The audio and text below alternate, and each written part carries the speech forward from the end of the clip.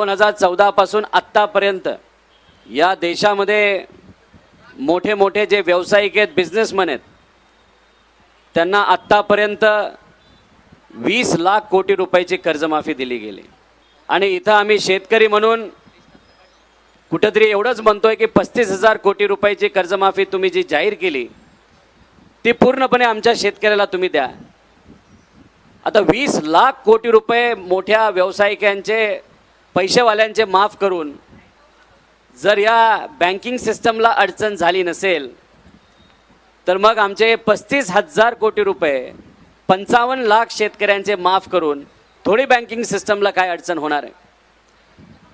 काल मोदी साहेबांचे गुणगान गात असताना त्यांनी अजून एक गोष्ट सांगितली की आपल्या या देशाची परिस्थिती इतकी चांगली आहे, जर पंतप्रधान साहेबांनी ठरवलं एका दिवसामध्ये या देशावरचं सगळं कर्ज जर भरून टाकायचं तर आपली आर्थिक ताकद इतकी चांगली आहे की एका दिवसामध्ये आपण तो निर्णय तिथं घेऊ शकतो.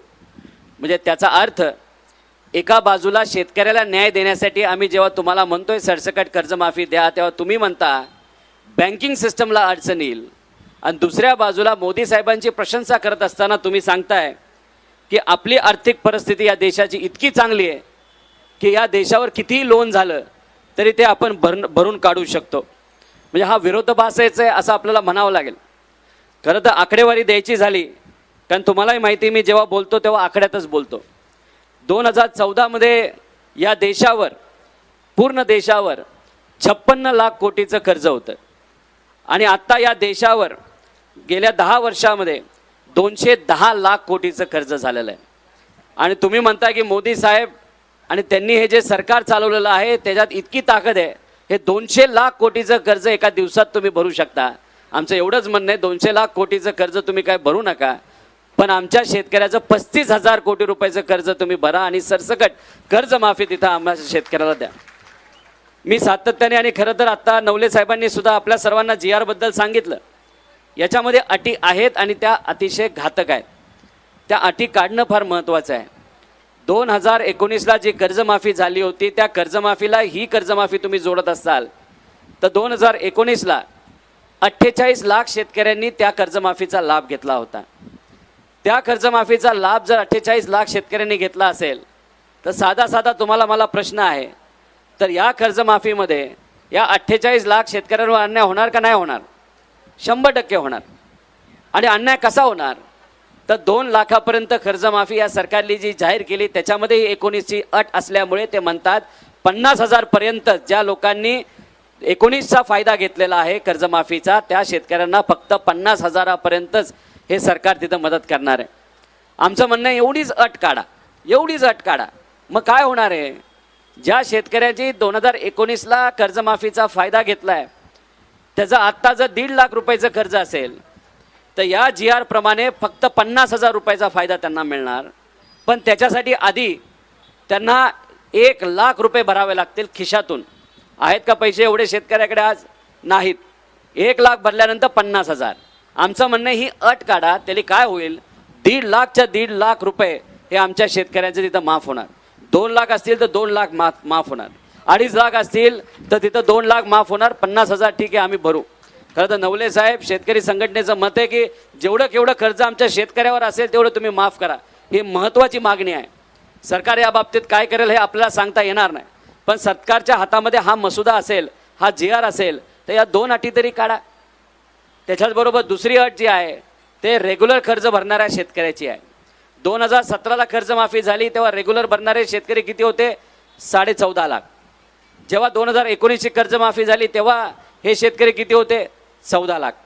आता तुम्ही म्हणताय 23 लाख आहेत. 23 लाख आकडा कुठून आणला तुम्ही? हे रेग्युलर भरणारे शेतकरी 23 लाख कुठंच नाही आहेत.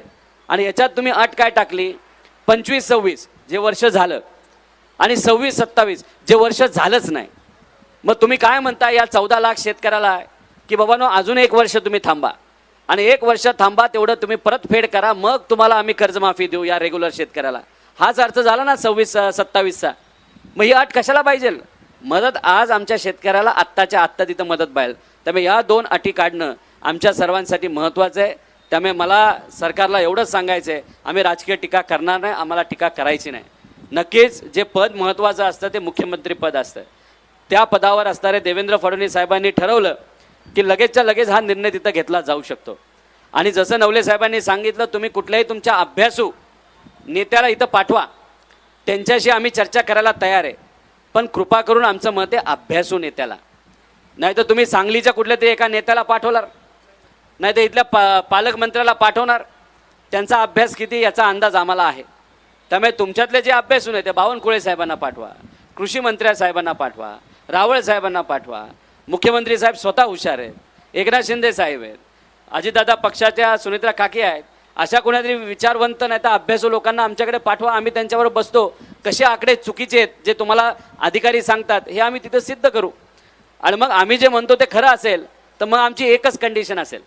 मग आमची कंडिशन जी शेतकरी संघटनेची आहे ती कंडिशन, आम्ही म्हणतो हे आकडे बरोबर आहेत, आम्हाला माहिती, आणि याच्यावर जर आपण कुठेतरी अभ्यास करायचा नाही तर युक्तिवाद करायचं ठरलं आणि जर आमचे आकडे बरोबर निघाले तर मग आमच्या शेतकऱ्याला सरसकट कर्जमाफी तुम्हाला द्यावी लागेल. ज्याच्यावर 10 लाखाचं कर्ज आहे त्याचं सुद्धा तुम्हाला तिथं माफ करावं लागेल.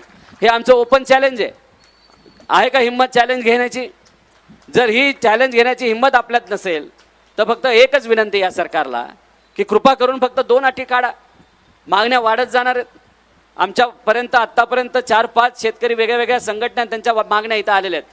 आमच्याकडे कोळी बांधवाची पण मागणी आली आहे. त्यांना 140 रुपयाला आत्ता डिझेल घ्यावं लागतंय. 140 रुपयाला परवडणार नाही. कर्नाटकामध्ये 70 रुपयाला दिलं लागतं, त्या बोटीला लागतं मासे पकडायला. आता त्यांना सुद्धा शेतकऱ्यांमध्ये टाकलेलं आहे. त्यांची मागणी आमच्यापर्यंत आली. काही अशा बँका आहेत त्यांना तिथं मदत होत नाही, त्यांची मागणी इथं आमच्याकडे आलेली आहे. त्याच्याचबरोबर काही शेतकऱ्यांचं म्हणणं आहे की जे अशा जमिनी असतात त्याच्यात कर्ज दिलं जाऊ शकत नाही, पण त्यांना तिथं मदत देण्याची जरूरत आहे, त्यांना सुद्धा आपल्याला मदत द्यावी लागेल. काही शेतकऱ्यांचं म्हणणं आहे 2 लाख का, 4 लाख का नाही, 5 लाख का नाही. आता मागण्या ह्या वाढत चाललेल्या आहेत. त्यामुळे शेतकऱ्याचं पहिली म्हणणं असं आहे की हा लढा जो शेतकऱ्यांनी उभा केला होता काही महिन्यांपूर्वी, कुठली अट न टाकता कर्जमाफी करायची, ज्याच्यामध्ये नवले साहेब सुद्धा त्या लढ्यामध्ये होते. बच्चू कडूंना भेटायला मी सुद्धा तिथे गेलो होतो, पाठिंबा दिला होता तुमच्या सगळ्यांच्या वतीने. तर बिना अट हे जे काही आज GR आहे तो GR त्या ठिकाणी तुम्ही तिथं द्यावा. आणि त्याच्याचबरोबर जे लोक या शेतकऱ्याच्या आंदोलनावर बोलत आहेत, खालच्या लेवलला जाऊन तिथं बोलत आहेत, मला त्या छोट्या नेत्यांना काही बोलायचं नाही. मला मुख्यमंत्री साहेबांना एवढंच बोलायचं आहे. मुख्यमंत्री साहेब, तुम्ही मोठे नेते आहात. तुमच्या कॅबिनेटमधले काही नेते नाही तर तुमच्या पक्षातले काही आमदार जर खालच्या पातळीवर जाऊन आमच्या शेतकऱ्याबद्दल तिथं बोलत असतील, या आंदोलनाबद्दल तुम्ही बोलत असाल, ह्याला स्टंडबाजी तिथं म्हणत असाल आणि त्याच्यावर हे बोलल्यानंतर तुम्ही त्या नेत्याला काहीच बोलत नसाल, तर आम्हाला हेच म्हणावं लागेल की देवेंद्र फडणवीस साहेबांसारख्या मोठ्या नेत्यांनी या छोट्या नेत्यांना मुद्दामून आमच्या या आंदोलनावर नाही तर शेतकऱ्यावर बोलण्यासाठी तिथं पाठवलेलं आहे. त्यामुळे कृपा करून त्यांना तुम्ही थांबवा. ते जर थांबले नाहीत आणि उद्या जर काही शेतकऱ्यांनी त्यांच्यावर काय केलं तर आम्ही त्याला जबाबदार नाही. कारण का संवेदनशील विषय झालेला आहे. लोक अतिशय याच्यामध्ये संवेदनशील बनलेले आहेत. हा जीवन मरणाचा प्रश्न त्या ठिकाणी बनलेला आहे. त्यामुळे कृपा करून आम्हाला विनंती आहे की लवकरात लवकर या बाबतीत सरकारने त्या ठिकाणी निर्णय हा घेतला पाहिजे आणि तो घेतील असा विश्वास या ठिकाणी व्यक्त करतो. त्यामुळे 24 तास झाले, माझ्याबरोबर 26 जण आहेत. इथं नवले साहेब, देशमुख साहेब, सर्व शेतकरी संघटनेचे लोक आले. त्यांचं मी मनापासून इथं आभार व्यक्त करतो. ज्या लोकांनी आम्हाला आत्तापर्यंत पाठिंबा दिला त्यांचे मी आभार व्यक्त करतो. फक्त एक गोष्ट महत्त्वाची आहे, बऱ्याच लोकांना असं वाटत असेल की हा काय जास्त वेळ इथं बसणार नाही. त्यांना एवढंच सांगायचं आहे, मी सुद्धा शेतकऱ्याचाच मुलगा आहे. त्यामुळे मी इथं जोपर्यंत आमच्या शेतकऱ्यांचं तुम्ही ऐकत नाही, चर्चा करत नाही, सकारात्मक होत नाही, तोपर्यंत जेवढा माझा जीव आहे, जेवढ्यात माझ्या ताकद आहे तेवढी नक्कीच ती ताकद त्या ठिकाणी मी वापरेल आमच्या शेतकऱ्याला न्याय देण्यासाठी. त्यामुळे आपण सर्वजण पाठिंबा देता एवढ्या मोठ्या संख्येने इथं येत आहात, त्यामुळे सगळ्यांचेच मी मनापासून इथं आभार व्यक्त करतो. सर्व संघटनेचे आभार व्यक्त करतो. आज संध्याकाळपासून आणि उद्यापासून मोठे मोठे नेते आपल्याला पाठिंबा देण्यासाठी येतील आणि हा जो आवाज आहे, हा जो काही संघर्ष आहे तो अजून मोठा तिथं होणार आहे. नवले साहेबांनी जसं आपल्याला सांगितलं की हा लढा फक्त नेत्यांचा नाही हो. आमचं कुठे कर्ज नाही, आम्हाला कुठे कर्जमाफीची जरूरत नाही. त्यामुळे ही कर्जमाफीची जरूरत आहे तर ही तुम्हाला आहे, पण त्यासाठी तुम्हाला सुद्धा रस्त्यावर उतरावं लागणार आहे, तुम्हाला लढावं लागणार आहे. मातीसाठी, शेतीसाठी त्या ठिकाणी लढावं लागेल, आपल्या बापासाठी, आपल्या आईसाठी लढावं लागेल. कर्जमाफी हा तुमचा सगळ्यांचा हक्क आहे. बरेच लोक म्हणतात कर्जमाफी दिली म्हणजे आपले पैसे वाया गेले, तसं होत नसतं.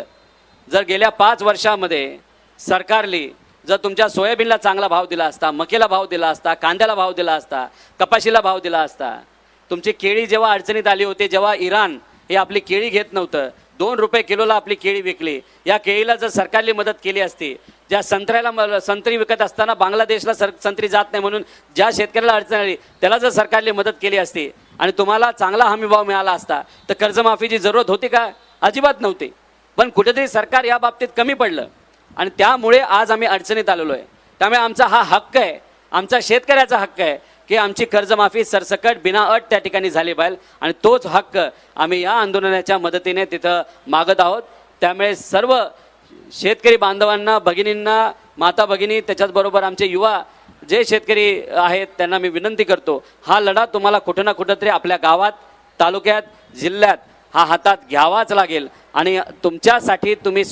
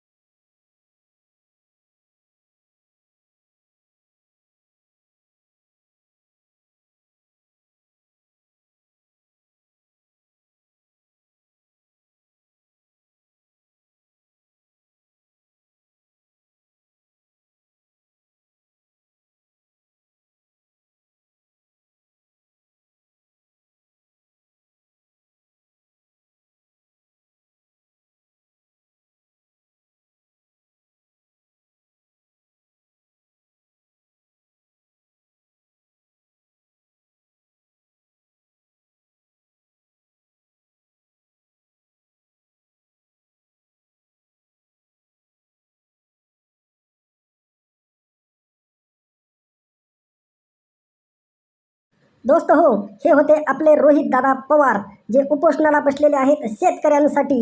शेतकऱ्यांना सरसकट कर्जमाफी झालीच पाहिजे या मुद्द्यावर ते उपोषणाला बसलेले आहेत आणि आपल्या सगळ्यांचं नैतिक कर्तव्य आहे की आपण त्यांना जाहीर पाठिंबा दिला पाहिजे.